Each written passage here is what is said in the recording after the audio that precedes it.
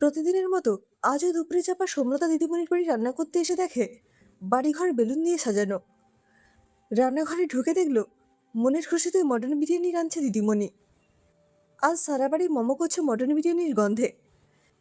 চাপা বেসনে রাখা বাসনগুলো মাজতে মাজতে শ্বাসটা আনলো জোরে। কেন জানে না, হঠাৎ নিজের ছেলেটার মুখটা মনে হলো তার। ভীষণ ভালোবাসে তার ছেলেটা মটন বিরিয়ানি খেতে, কিন্তু তার এত সামর্থ্য কোথায়? চাপার পরে রিক্সায় করে দিদিমণি রোজ কলেজ যেত, কিন্তু একদিন বটা তার হঠাৎ করে রিক্সা চালানোর সময় বুক ধরফর করে পড়ে মরে গেল। হাসপাতালে নিয়ে যাওয়ারও টাইম দেয়নি। বর বেঁচে থাকতে কোনোদিন কারোর বাড়িতে কাজ করতে দেয়নি চাপাকে। এখন বছর 12 ছেলেকে নিয়ে বাধ্য হয়েই মাস 6 হলো দিদিমণির বাড়িতে কাজটা নিয়েছে চাপা। দুপুরে রান্নাটা সে করে। প্রথম প্রথম চাপার একটু অস্বস্তি হতো। কত বড় লোকেরা, দিদিমণির বড় বড় চাকরি করে, ঘরদরও টিপটাপ সাজানো একদম। কি সুন্দর, দেখলে চোখ জুড়িয়ে যায়। ঘরের চারিদিকে লক্ষ্মী ঠাকুরানের ছোঁয়া যেন। কিন্তু এনাদের ভালো ব্যবহার দেখে চাপার কাজ করতে বেশ ভালো লেগেছে। দিদিমণিও তাকে এই কয়েকদিনে বেশ পছন্দ করে ফেলেছে। মানুষটাও বেশ ভালো, দেখতেও লক্ষ্মী ঠাকুরানের মতো। তার উপরে কলেজে পড়ায়। লক্ষ্মী আর সরস্বতী একসাথে যেন। দেখলেই কেমন পেন্নাম করতে ইচ্ছে করে চাপার। কাজটা দেবার কৃতজ্ঞতায় চাপা রান্না করে বেসনায় পড়ে থাকা এটো দামি প্লেট কাপ মেজে দেয়, ঠিকই কাজের লোক থাকা সত্ত্বেও। গুছানো ঘরদুয়ার আবারও ঝেড়ে মুছে গুছিয়ে রাখে যতটা পারে। আজ দিদিমণির ছেলের জন্মদিন, তাই কলেজ ছুটি নিয়েছে। দিদিমণি রাঁধছে দেখে চাপা রান্নাঘরে সব গুছিয়ে বাড়ি চলে যেতে চেয়েছিল, কিন্তু সমলতা তাকে যেতে দেয়নি। চাপা সংকোচ ভরে দাঁড়িয়ে থাকে রান্নাঘরের একপাশে। দিদিমণির ছেলেটাও মায়ের মতোই সুন্দর। এই কয়েকদিনে দেখেছে তো, যা আবদার করে তাই দুদিনের মধ্যে পৌঁছে যায় ছেলের কাছে। কত সুখী এরা। আসলে পয়সা থাকলে সুখী হতে বাধা কিসের? এইসব দেখে মাঝে মাঝে তার নিজের ছেলের কথা ভেবে কষ্ট হয়। মা হয় কোন শখটা পূরণ করতে পারে সে তার ছেলের? তাদের মতো তো আর নয় যে। পয়সার জন্য কিছুই শখ মেটাতে পারে না ছেলের। পর মুহূর্তে নিজের কষ্টকে সামাল দেয় সে। মনে মনে ভাবে, আসলে যে যার ভাগ্যে সব কিছু পায়। সেও ছেলেকে পড়াশুনো করিয়ে সব শখ একদিন ঠিক পূরণ করবেই। কিছুক্ষণ চুপচাপ দাঁড়িয়ে থাকার পরে চাপা বলল, দিদি, ছোট দাদাবাবুর কত বয়স হলো? এই তো রে, 15তে পড়লো আজ। চাপা আবার জিজ্ঞেস করলো, আর ছোট দাদাবাবুর তো দেখতেছি না। দিদিমণি এইবারে বলল, আর বলিস না, ওর নতুন আবদার। জন্মদিন বন্ধুদের সাথে বাইরে সেলিব্রেট করবে আজ। ফিরতে ফিরতে সন্ধে। কথা শেষ হতে না হতে শুদ্ধিবাবু টিভির ঘর থেকে চেঁচিয়ে বলল, ভালোই তো গন্ধ ছড়িয়েছ গিন্নি। মটন বিরিয়ানিটা ছেলের জন্য শেষবার শিখেই ফেললে তুমি।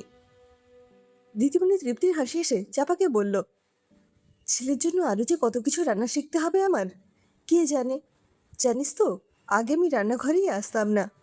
একটু আধটু চলার মতো রান্না ছাড়া বিশেষ কিছু রান্নার শখও তেমন ছিল না আমার। এখন ছেলে বড় হতেই এটা করো ওটা করো করে এমন বায়না করতে শুরু করলো, তাই আস্তে আস্তে সব শিখে নিয়েছি। বললে মিষ্টি করে হেসে আবার বলল, আমার হাতের মটন বিরিয়ানি বাবুর বড্ড পছন্দ। দিদিমণির বিন্দু বিন্দু ঘামে ভরা ক্লান্ত মুখে উজ্জ্বল আনন্দের ঝিলিক দেখতে পেল যেন চম্পা। সব মায়েদেরই এমনই আনন্দ হয় বুঝি, নিজের হাতে কিছু করে ছেলেকে খাওয়াতে পারলে। চাপাও চেষ্টা করে তার সাধ্যমতো, কিন্তু তার যে সাধ্য থাকলেও সাধ্য নেই দিদিমণির মতো। মাঝে মাঝে ভীষণ মন খারাপ হয় তার ছেলেটার জন্য। সমলতা দুটো টিফিন বাক্সে করে মটন বিরিয়ানি আর পায়েস দিল তাকে। চাপা সেটা নিয়ে বাড়ির দিকে হাঁটা দিল জোরে। আজ ছেলেটা বড্ড খুশি হবে। গত বছর ছেলের জন্মদিনে মোটা চালের ভাত আর অল্প মুরগির মাংস আর হাফ আলু সেদ্ধ আর ডিম সেদ্ধ দিয়ে মোটামুটি বিরিয়ানির মতো দেখতে করে ছেলের সামনে থালায় বেড়ে দিয়েছিল সে। চাপা খুব ভালো করেই জানে মোটেই বিরিয়ানির মতো হয়নি, কিন্তু তাতেই ছেলেটা কি উজ্জ্বল মুখে হেসে তৃপ্তির সঙ্গে খেয়েছিল। দেখে গলার কাছে কষ্টে তলাটা এলেও মনে শান্তি হয়েছিল তার। রান্না করা সার্থক হয়েছিল যেন।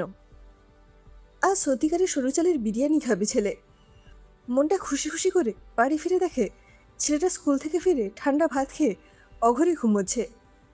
আজ শনিবার, ভুলেই গিয়েছিল সে একদম। চাপা আস্তে আস্তে ছেলের কাছে গিয়ে বিরিয়ানির টিফিন কৌটোর ঢাকনা খুলে ছেলের নাকের কাছে ধরেই লুকিয়ে ফেলে। মটন বিরিয়ানির গন্ধে ছেলে তড়াক করে ঘুম থেকে উঠে পড়ে বিরিয়ানির গন্ধের উৎস খুঁজতে দেখে চাপা হি হি করে হেসে উঠে টিফিন বাক্সটা সামনে রেখে ছেলের মাথায় পরম স্নেহে হাত বুলিয়ে দিল সে।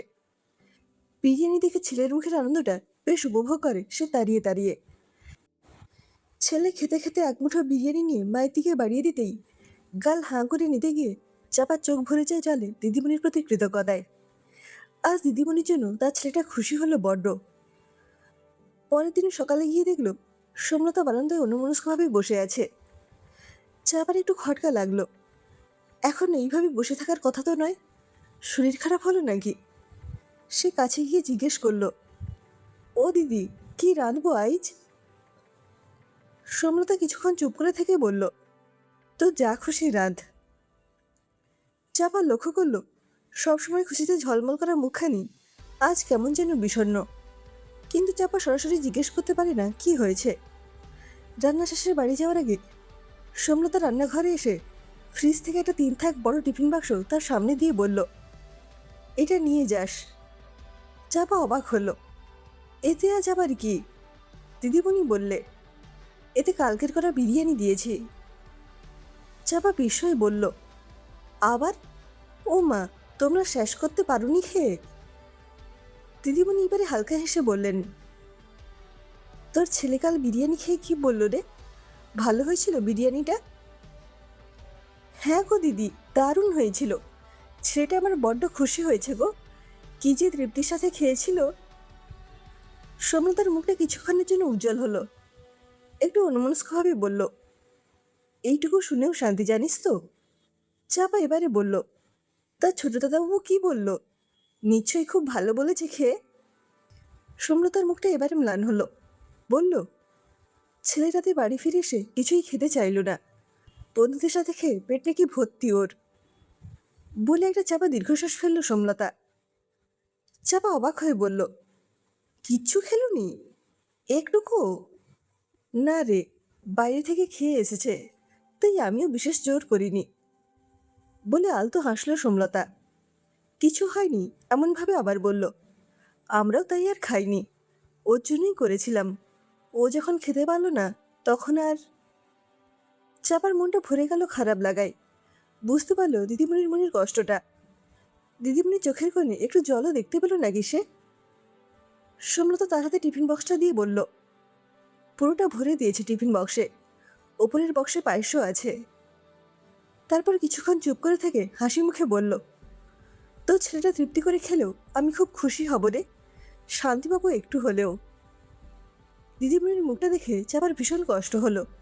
এত কষ্ট করে আনন্দ করে রান্না করার পরে ছেলে একটুখানিও খেলোনি। ছেলে খেয়ে একটু ভালো বলবে সেই আশা করে মা যে কত আনন্দ করে ভালোবেসে রান্না করে সেটুকু বুঝলো নি, সেই সুখটুকু মাকে দিতে পারল নি। চাপা টিফিন বক্সটা নিয়ে বাড়ি যেতে গিয়ে বুঝলো কালকের মতো বিরিয়ানি পাবার আনন্দ আজ তার হচ্ছে না কিছুতেই। কিন্তু সে কি করবে? দিদিমণির এত ভালোবেসে রান্না করে দেওয়া বিরিয়ানি না নিয়ে এসেও পারবে না সে। তাছাড়া তাদের মতো গরিবের এত সব ভাবলে চলে না। বড়লোকের ছেলেদের অঢেল থাকে, তারা বাইরে বন্ধুদের সাথে মজা করে খেয়ে দিয়ে এসে মায়ের ভালোবাসায় করা খাবার খেতে অস্বীকার করতে পারে। কিন্তু তাদের ঘরের ছেলেদের সেই সুযোগ কোথায়? ভাগ্যিস তাদের সেই সুযোগটুকু নেই। আজ প্রথম নিজের অবস্থার, নিজের ভাগ্যের ওপর বড্ড গর্ব হলো চাপার।